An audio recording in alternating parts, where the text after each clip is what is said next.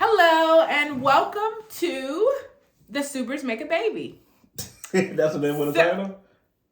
I don't know. We're just going to go with it. So, all right. This is going to be a video diary for our future child that we're trying to make. And hopefully along the way, maybe it can help some other couples who might be going through this. So, I'm Natalie Super. I'm Tony Super Jr. And we've been married for 10 years. And we have decided that we want to move forward with having a baby through IVF treatment. And to our future baby, Mommy and Daddy love you so much. And we can't wait to meet you. And we want to start this video diary for you to see how much we love you and everything that we are doing to prepare for you and to get you here in the world. Okay. I think you said everything. Whatever she said, I agree. I'm gonna just be honest with you. No, I was just playing. This is different. This is a journey that we're going on because we really, really want to have you. And just from the start, I was talking to my child now because we're talking to the kid and people. So the child, I want to let you know that I've always been the cool one. Your mama never really had no style till she got with me. All right, we can talk. So we got that out of the way. Whenever you get here, we definitely are going to love you to pieces. I'm probably going to be the one to spoil you. I'm just going to be honest, and that's just from my upbringing because my father wasn't around, so I wanted to make sure that I'm probably going to do double time with you to make up for the time that he didn't make up with me. So, but to everybody else, this journey, ever since we found out that it's going to be a little difficult for us to have a kid, we've went through the grief of it, the anger of it, the frustration, and honestly the jealousy part of it as well, because we see other people out there and they're having kids but not taking care of them, and it's like we want to have a child and it's harder for us, and then we see other people just have kids and they just do it and it's just so easy, but it's not that easy for us. So I guess we just want to be raw and uncut with the way we're going about it, and that and just say that it's not anybody's fault that we haven't had a baby as easily as everybody else. We're going to do it the best way we can. And the one thing you do have to realize as well is just because somebody else has something so easy, that doesn't you should look at it that way. You should look at it as if their journey is their journey and your journey is yours. And another way to say that is their blessings is their blessing and your blessing is yours, and nobody can take that away from you, and vice versa. So we're just documenting this for the kid, and we're documenting this for the people who are going through the same thing we're going through, because I feel like a lot of times people don't really talk about infertility as much as they like to talk about, who kids and how many they got and this and that. It's not a lot of conversation that I see about infertility. So, yeah, that's gonna pretty much be our journey. Yeah. All right. Well, thank you, babe. All right. So our first IVF appointment. So how did we get to this point? I think you kind of summed that up. We tried other things such as just trying naturally to have a baby. We've been trying that for a while with certain medications. Right. So we decided that we're going to go ahead and try to actually do IVF, because that seems like the highest success rate for us. We feel like that'll be the high success rate that would be able to happen with our current situation. Again, we've come to the point where we know that it's not my fault, it's not his fault, it's just Some people can have a child naturally, and that's amazing, and some people can't. So we've decided to explore the option of IVF. So we went to our first appointment, our first consultation yesterday. And being totally transparent, didn't start off that well because on our way there, we got into a huge argument because I was irritated. Because I'll speak why I feel like we got in an argument. I was irritated because I felt like TJ, your dad, was not being on time and wasn't managing his time well, and I told him what time we were leaving. Can I just say something real quick before you go into your long drawn out situation? But I let you talk. I didn't let you talk. I was ready.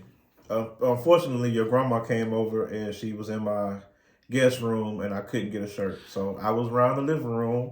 I had my ankles in my listen, before you even go into that, I had my knees and my ankles lubricated. You know what I'm saying? I do this little mixture with Natalie taught me. Your mom's name is Natalie, by the way. So we did this little mixture that, she told me to put the lotion in there. I got the Vaseline cocoa butter, you know what I'm saying? So I put the Vaseline cocoa butter in my hand, and then I put the baby oil in my hand, mix it up real good.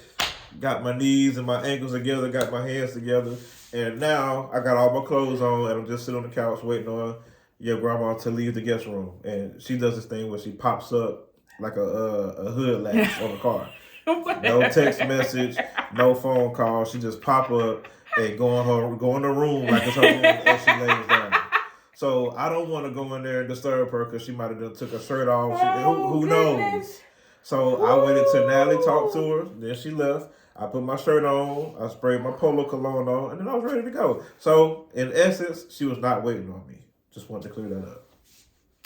Okay, little baby that mommy and daddy loves. Mommy and daddy will always want to be transparent with you and let you know what's going on. But part of getting there was we kind of argued on the way there. We were arguing because I was frustrated. He was frustrated. We got in the waiting room. We decided to discuss it because we do try to not hold anything in. Oh, we was loud too.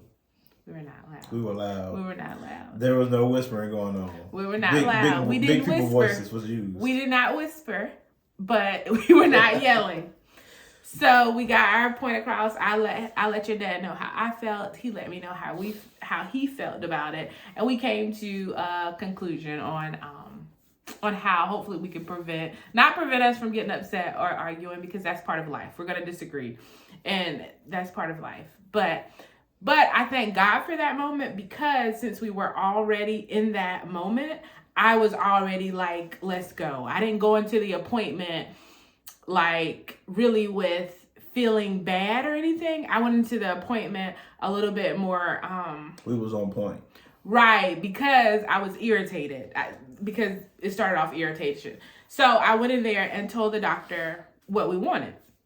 We don't have time to play. We don't want to go through all this other stuff. This is what we want. We've decided. We've been through trying to have a baby naturally. We've been tested. We understand why we need IVF, so we would like to go straight to IVF. So I let they had a student. The doctor didn't come in first. It was a student. Yeah, but he was nice. Yeah, he was nice. But anyway, the student came in first, asked us questions. I let him know. He was like, okay, I'll talk to the doctor about it. The doctor came in, and I told her the same thing. Hey, I think we should take IVF because of XYZ. We've already tried it naturally.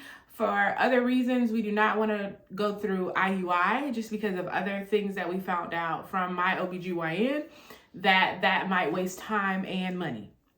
So the doctor said yes. She said, okay. She said, if that's what you guys want to do, then I respect your decision and we can move forward. And they talked with us about vitamins that we could be taking and different things we can be doing to for our bodies to prepare for you. Super baby. So one of the many things that I feel like your dad has been doing an amazing job of is he's been working out more and eating healthier. He has lost a lot of weight, and I'm super proud of him. So I believe that's going to help the experience with our IVF. Now, your mom, on the other hand, has not been doing good because I feel like emotionally eating more because when it comes to like sweets, because I am so excited and nervous about this. So, Mama, all the pounds that your daddy lost, Mama found them and picked them up. But Mama thick though, so she's still looking good. Is that not appropriate for? Yeah, that's appropriate. Okay. So she's still round and brown, if you know what I'm saying.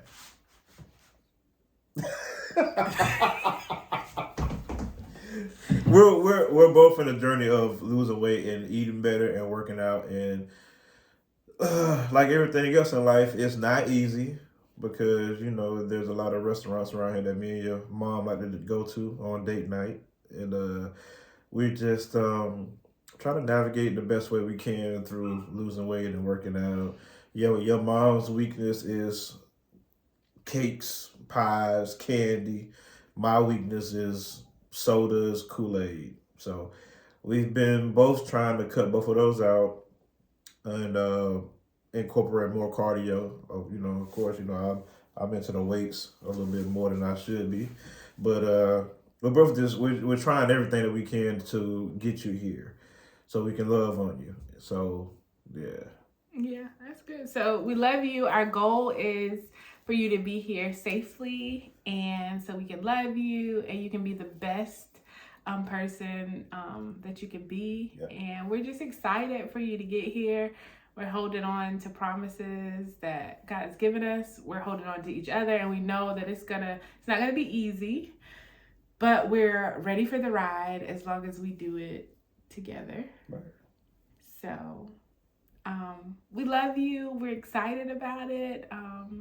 I guess what else? My feelings. Let's talk about feelings. Hopefully, baby super mommy can get out a whole sentence without your daddy interrupting. But, oh wow! So that's what we're doing. Yeah. Okay, so my feelings about see baby super how your daddy's being dramatic. My feelings about it is I'm just excited for you to get here, and I'm nervous. All the questions run through my mind. Will I be a good mom? Will we prepare enough? What will you look like? Whose personality would you have? Like those feelings. And I hope you're able to get here on the first try through IVF that we have, so we won't have to go through the whole process again. I'm also nervous about the medication that I might have to take that will help stimulate my ovaries to make me ovulate more. I'm praying that they don't affect my mood or my feelings or my body too much, which I know there probably are. So those are just the feelings that no one really can answer because we're not going to know until we take them. But we're ready and willing to do all that just to get you here. Those are my feelings, okay? What about you, Daddy? Like I said, I just first and foremost, I want to say, I'm just feeling like,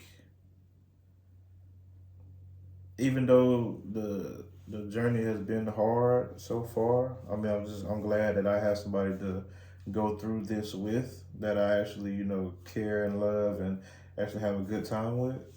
So I'm just glad God did save me from being a baby father, you know what I'm saying? So I'm glad that I'm able to go on this journey with you, and both of us can say that this is our first child, so it could be like another first for us. As far as like how I feel, other than that, I'm excited, I'm nervous, scared, because I don't know what kind of father I would be. I know what kind of father I want to be, but I don't know what kind of father I will be whenever you get here. Just hopefully by that time, me and your mother will have our careers going, and we'll be able to bring you into a home that's stable. Already going to be emotionally stable, going to have all the love that you can handle, but financially stable, so you don't have to worry about wanting for anything. As far as like what me and your mom had to go through, like I'm not saying that our life was bad, because I've had some friends that life was way worse than mine, and I just know that what I want to give you, it'll be better if we're both financially stable. What I want to give, and it's also my job to provide for you, your mother, and Harlem. You're gonna meet Harlem as well. He's amazing. You gonna love Harlem. He's a little butthole. He chews up stuff when he gets mad. So hopefully y'all will get along. But he chewed up a lot of MJ stuff when MJ got mad at him. So first of all, your dad says that, but on his where your phone? You got your phone? I got it. On your dad's screensaver is a picture of Harlem, not of his wife of over 10 years, but of Harlem. So he says that about Harlem, but he loves Harlem, and Harlem loves him, and you're gonna love Harlem too. So we can't wait for you to meet him. Harlem is grounded right now, so he couldn't come on camera because he chewed up. He didn't chew it up. It's still not proven. Still not proven that he did it. We live in a nice clean house. We don't have any roaches or rats. And we had this little cleaning cloth that we use to clean our glasses. I left it on the what would you call it? Is that an ottoman? I would say coffee table. We left that on the We left it on the coffee table after we left to go to Augusta yesterday for our date night and for the IVF appointment. And we let Harlem out last night when we got home. It wasn't chewed up before we left. It wasn't chewed up last night when we got home, but it was chewed up in the morning because we left him out. So there's no other person that could have did it. Did you chew on it? I know I didn't chew on it. So it had to be Harlem, right? Do you think we got ghosts? Innocent until proven guilty. That's all I have to say about that. He was proved guilty. So, I'm a judge, jury. Baby Super, we love you. We cannot wait for you to see this video because we're trusting God and we know that you're coming. And we're just excited for you to get here. And also to everyone else that's watching, please like, subscribe, and share this episode. And there are going to be a lot more episodes to come. And we just want to say thank you for coming on this journey with us. All right. Over and out.